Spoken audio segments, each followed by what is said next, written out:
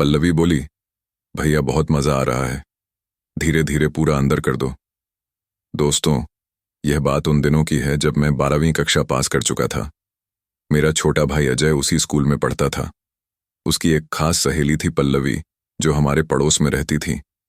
पल्लवी थी तो छोटी 19 साल की, लेकिन उसकी आंखों में चमक और दिमाग में तेजी ऐसी थी कि कोई भी देखकर हैरान रह जाए। गोरी चिट्टी, प्यारी सी मुस्कान और थोड़ा शरारती अंदाज। एक दिन मैं घर में टहल रहा था, तभी एक कमरे से ठहाकों और खिलखिलाहट की आवाजें आईं।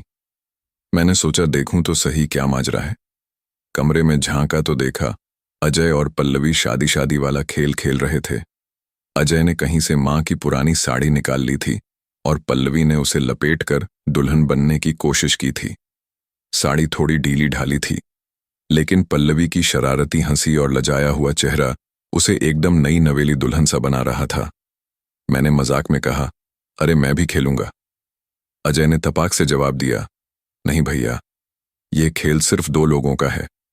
मैं काम पर जा रहा हूं और पल्लवी खाना बनाएगी। बस उसकी मासूमियत पर मुझे हंसी आ गई।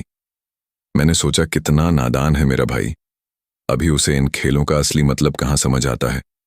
लेकिन तभी मेरी नजर पल्लवी पर पड़ी। वह सिर झुकाए धीरे धीरे मुस्कुरा रही थी और उसके गाल लाल हो रहे थे। उसकी वो शर्म, वो नजाकत मानो सचमुच कोई दुल्हन बैठी हो। मैंने कहा, चलो छत पर चलते हैं, वहां छुपन छुपाई खेलेंगे। वे दोनों रेडी हो गए। मैंने छोटे भाई से कहा, भैया तुम चाल ही दो, पल्लवी और मैं छुपेंगे, तुम हमें ढूंढना। वह रेडी हो गया। मैं पल्लवी को लेकर उसी कमरे में आ गया और मैंने उससे कहा, हम दोनों इस कंबल में छिपेंगे। हम दोनों उस पुराने मोटे कंबल के नीचे छिप गए। कमरे में हल्की सी धूप खिड़की से छनकर आ रही थी और कंबल के अंदर हवा थोड़ी भारी हो चली थी। पल्लवी मेरे बगल में सटी हुई थी और उसकी सांसों की हल्की हल्की आवाज मेरे कानों तक पहुंच रही थी। मैंने धीरे से कहा, पल्लवी, तुम्हें नहीं लगता यह छुपने की सबसे अच्छी जगह है? मेरा भाई तो हमें कभी नहीं ढूंढ पाएगा।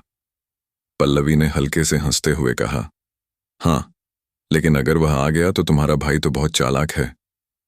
उसकी आवाज में शरारत थी, पर उसका चेहरा अभी भी थोड़ा लाल था। शायद पहले वाली शादी शादी वाली बात की शर्मिंदगी की अभी बाकी थी। मैंने मजाक में कहा, अरे अगर वह आ गया तो हम कह देंगे कि हम तो बस कंबल में भूत बनकर छिपे थे। पल्लवी हंस पड़ी और उनकी हंसी से कमरे का माहौल और हल्का हो गया।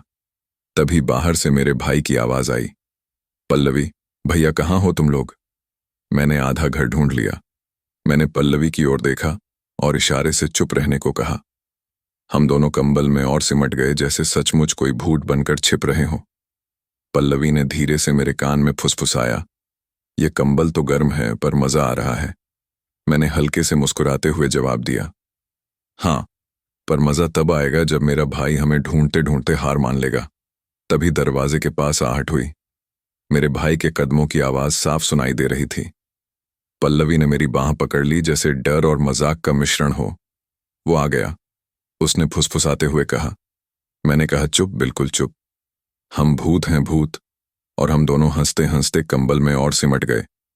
मेरा भाई कमरे में आया और इधर उधर देखने लगा। हम यहां तो कोई नहीं है, या शायद भूत छिपा हो, उसने मजाक में कहा। पल्लवी की हंसी छुपाने की कोशिश नाकाम हो रही थी और उसकी छोटी सी हिचकी ने हमें बेचैन कर दिया। मैंने उसे चुप कराने के लिए हल्के से उसका हाथ दबाया और वह एकदम शांत हो गई। आखिरकार मेरा भाई थक हार कर बोला, ठीक है, मैं हार मानता हूं। तुम लोग कहां हो? निकलो अब। मैं और पल्लवी कंबल से बाहर निकले और हमारी हंसी कमरे में गूंज उठी। पल्लवी के गाल लाल थे और वह हंसते हंसते मेरी ओर देख रही थी। मेरे भाई ने नाक चढ़ाकर कहा, यह तो चीटिंग है, तुम दोनों ने मिलकर मुझे बेवकूफ बनाया। मैंने पल्लवी की ओर देखा और कहा, चलो अब अगला गेम तेरा चॉइस भाई, पर इस बार पल्लवी और मैं एक ही टीम में होंगे। पल्लवी ने शरारती अंदाज में आंख मारी और बोली, हाँ, और इस बार हम तुझे और बुरी तरह हराएंगे।